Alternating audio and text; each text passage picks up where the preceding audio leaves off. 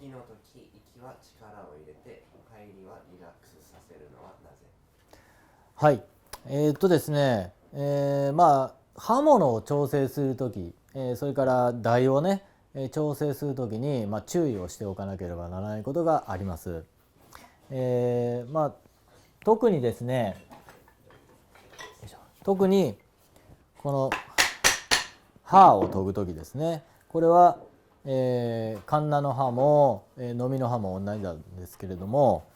こういうふうに、砥石の上をですねこう動かすんですけれども、必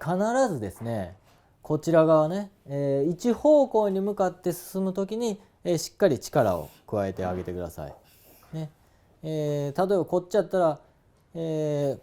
前へ進む時にですねしっかり力を加えて、戻る時は、リラックスしてもら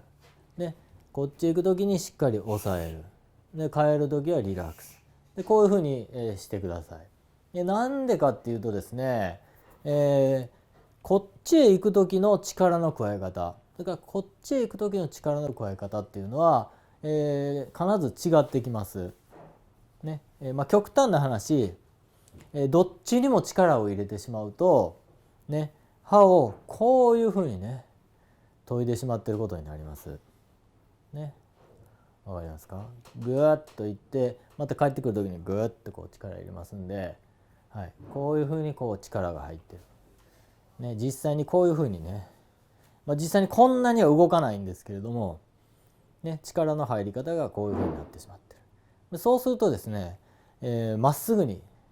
研がないといけないと思ってこう頑張ってやるんですけれども、いつまでたってもまっすぐにならない、ね、これはこっちのしのぎをね研ぐ時も同じですし、この金番でですね